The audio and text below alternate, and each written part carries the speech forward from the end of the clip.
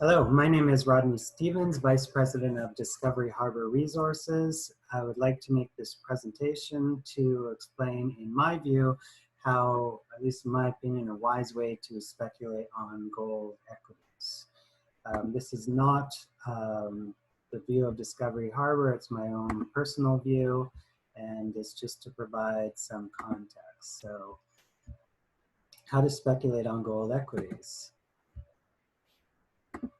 So again, I'd just like to note that this should not be considered investment advice. You should consult a registered investment advisor before making any investment or speculative decision. Most speculators fail, and the purpose is to provide context and give some tools on what we think is what I think is a wise way to speculate in general, and I focus more on gold stocks in this presentation. So speculating on gold equities. I put gold in brackets because this page technically can apply to anything, but I go more into detail about gold later. So first of all, no one can succeed in speculation without a fundamental knowledge of the economy, the industry in which the company is engaged, and the fundamentals of the company itself. And the only time to buy is when everything is in your favor. And everything's in your favor when the direction of the market is up, when the direction of the industry group is up, and when the direction of the stock is up. And furthermore, you have to invest like an alligator, and you have to wait for the perfect pitch, or you should wait for the perfect pitch near the beginning of a big move, because that's where the big money's made. To get an understanding of what the upside potential you're looking at, you need to formulate a target price to see if this particular speculation is worth your time or not. And then once you've made a decision to buy, you have to obey your money management rules like a robot. Now, one of the best speculators on record, Jesse Livermore, he once lost his entire $100 million fortune because, as he said, he did not obey his rules. Okay, let's give it a try. What are the fundamentals for gold and the economy? In my view, we've entered into a runaway debt spiral in order to fight off deflation. And this debt spiral should continue to balloon until the yield curve inverts, goes from normal to inverted, beyond the ability of the Fed to normalize the curve again through interest rate suppression techniques like AAQE. Once the yield curve inverts for long enough, banks begin to implode because banks make money on lending far and borrowing near, and they make money on that spread. When the yield curve's inverted and the short-term rates equal to or higher than the long-term rate, banks can't make money and they explode. When they do, it brings down the rest of the economy with it. And we think when this happens, this leaves debt monetization as the only remaining tool for the Fed, available to the Fed to help situations, and that would bring about a new long-term cycle of rising interest rates. Okay, so in this scenario, we think all financial instruments are going higher. Stocks, bonds, gold will continue to bubble up higher until the debt bubble bursts. And which once it does burst, and if we begin a new era of stagflation, then stocks and bonds will get decimated, but gold will continue a lot higher. So, and this is my view, but it's fine and good to have your own fundamental view of the future, but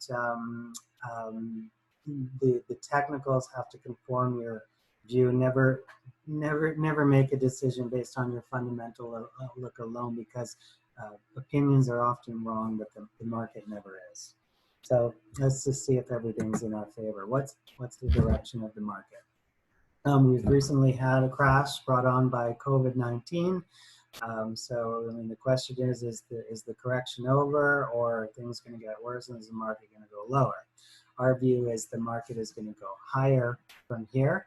And the reason we show on this slide is because we look at the current market correction as a condensed version of the 2008 market correction. And we'll point out a few things as to why we think the correction is over and we're into the continuation of a bull market. First, note the washout volume here in the crash of 2008. Volume spiked, distress selling. That peak volume also came in around the time of the bottom of the crash. Here, if you look at the current crash, we've had the washout distress selling volume as well. Then, I mean, if you look at the red chart, that's the S&P. The black is the price of gold. Same with the current correction. Red is the S&P, black is the price of gold. If you notice the price of gold and the S&P, both of them dropped in the crash, but gold quickly recovered and then it rallied to a high point beyond from where it crashed at. So here the market broke out above where the crash started in gold. And that breakout to a new high marked approximately, the bottom was in for the S&P when gold made a new high. And you can see in today's crash, gold has already broken out above from the point of where its crash began. And so you could have pretty much confidence that that called the bottom in the S&P as well. Another thing to point out is these two bottoms occurred approximately when the Fed announced QE. This was QE1. That was around the time of the bottom, and around the time of this market bottom, the Fed announced QE infinity. And then another point we would like to make is in a market crash, and this goes back to most market crashes, if you take the peak price from when the crash began to the bottom of the crash, once the market reaches the halfway mark here, it doesn't test the bottom again, it just continues higher. So you can see the halfway mark here, gold and the market just kept going higher after that point. And it just so turns out that in the current market crash, we're at about the halfway point. Market and gold, the market and gold should keep going higher from here. So what's the direction of the market? It's up, in our opinion. What's the direction of the gold sector? Each speculative instrument, whether it's gold or stocks or bonds, they have their own character, just like people do, and you have to model their character to get a good idea a good idea of whether they're up or down and where your entry and exit points are. So the longer the term price information you have, the better your model will be. We use monthly price data because that minimizes your whipsaws. A whipsaw is when your model tells you to get out, but then the market moves higher and you never should have got out. So you have to conform your model to the nature of the stock or commodity or whatever you're investing in. So this model I put together involves downtrend fan lines and uptrend fan lines and the 37-month moving average line. And what this model says is your buy point is when the price of gold exceeds the fourth valid downtrend fan line. That's your buy. And then to sell when the price of gold drops below your third valid uptrend fan line and drops below the 37-day moving average. And why we've integrated the 37-day moving average is because in the crash of 2008, we've had a whipsaw here. Gold did drop below its third valid uptrend fan line and then recovered and re-penetrated the last fan line and kept going higher. So, so adding the 37-month moving average eliminates this whipsaw by saying you sell when the price of gold breaks below the third uptrend fan line and below the 37-month moving average. So here's our model for gold. There's your buy and sell points. There's no whipsaws. And you could see here the price of gold has recently given a buy signal. Now, sometimes you get these consolidation ranges, like how this gold bear market ended. In this bear market, it didn't have a consolidation range. And that's why you don't use the moving average line alone, because you would have too many whipsaws here if you just bought and sold on this moving average line. So your buy occurs solely when the price of gold moves above this fourth moving average band line, and then you ignore the moving average line until you get close to breaking your third uptrend fan line. So valid fan lines, how they're drawn is you connect 2 points. The downtrend lines are above the gold price, and they all start from the same focal point, drawing trend lines connecting the first 2 points that you can draw. The fan line's invalidated if the price repenetrates the fan line. So if gold moves up and then drops below this fan line, that fan line would be invalidated and you have to start a new fan line. And you continue this process until gold breaks above the fourth valid downtrend fan line. And once you have your buy signal, you start drawing uptrend fan lines. Uptrend fan lines are drawn from the bottom of the price of gold.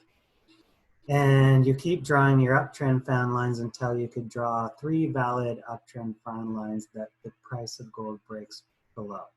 And then, of course, we have the additional criteria. It also has to break the moving average to get your sell signal. So what this does is it models the price of gold and eliminates the whipsaws. Does it mean this will continue in the future? No, because anything can happen in the future. All this does is sets the odds in your favor in picking your entry and exit points. So by this model, the price of gold is going up. So the price of the market's going up, gold's going up. You've had your buy signal here. What about the equities? Here we show the chart, monthly chart of the Global X Gold Exploration ETF. We show the fan lines here. We use the same buy and sell approach on the equities as we do with gold. They both correspond to each other. So here we were not able to draw 4 valid downtrend fan lines. We were only able to draw them here.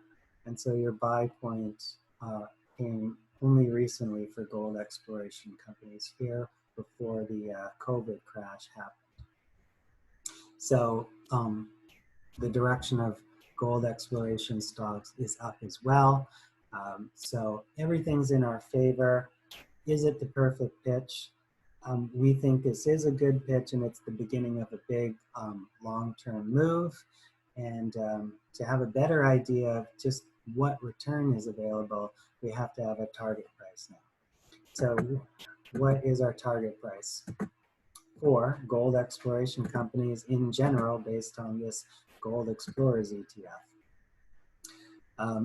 We show how we get our target price here. What this shows is the daily chart of the Global X Gold Exploration ETF, the price of gold below it, and the price of the 30-year Treasury bond prices below. And you'll notice the price of gold tracks fairly well the price of the 30-year Treasury bonds. And that should continue to hold until we actually have rising interest rates due to stagflation. At that point, this relationship will sever. Gold would keep going higher while Treasury bonds go lower. But until that happens, the price of gold should track Treasury bond prices as interest rates drop. So this chart to the top right is the chart of the 30-year Treasury bond yield. Right now, the yield is at 3%, and yields have been dropping since 1981. They've been dropping for about 40 years now. There's no reason to believe that interest rates are going to turn around anytime soon. So the breakout above this downtrend line is probably transitory and interest rates will continue to head lower. But the reason why we have this downtrend line is because if you make an equation to this line, it will show you that by the year 2030, if this trend continues, the yield on the 30-year Treasury bond would be at -2%, believe it or not. And we don't want to theorize as to whether or not that's possible. It's just to say that if things haven't blown up by then, this trend continues, or at -2%. So if we're at happen to be at -2%, that means that the 30-year Treasury bond prices should increase by a factor of 3.6 times. And if Treasury bonds increase by 3.6 times, then gold, which is a little less volatile than the Treasury bond prices, should increase by a factor of 3.4 times to 5,826 an ounce-ish from 10 years from now. So 3.4 times return, it's reasonable, but speculators should demand a higher return than that. So that's why we look to the gold explorers. And we think if gold increases by a factor of 3.4, then gold explorers should increase by a factor of 6. And here's why. If we're right and the price of gold exceeds 5,800 an ounce, it will be well above the peak of the last gold bull market, around 2,000 an ounce, much higher. And if gold breaks out higher than its past bull market peak, then explorers should catch up as well. And the explorers peaked here at about 180 per unit. So if gold breaks out over the next 2 years, way above its past bull market peak, then these explorers should make at least go above its peak price, 180 per unit. So based on 180 per unit, explorers over the next years can go up by a factor of 6 times, and that's more reasonable return that a speculator should want. So everything seems to be going in our favor here in terms of this trade. The market's going higher, gold's going higher, gold exploration equities are going higher, and the return is sufficient for a speculator. So according to this, we think it's a good time to buy. So once everything comes together and you have made a decision to buy, then it'll come down to obeying your money management rules. And your money management rules are your entry discipline, your exit discipline, stop loss discipline, position sizing discipline, and your portfolio discipline. On your entry discipline, it's wrong and dangerous to buy everything all at one price.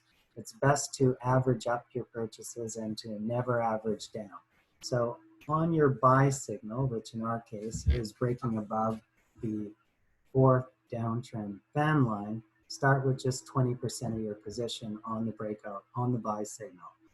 Then if it keeps going up, buy another 20%. If it keeps rising further, buy another 20%. And then you have to wait for a correction and a recovery from that correction before you buy the final 40%. And the reason why you do this is because it confirms your judgment and timing. If you bought it all at one price and it went down and hit your stop loss, you would have lost a lot more money than if you just had 20 or 40% of your overall position size.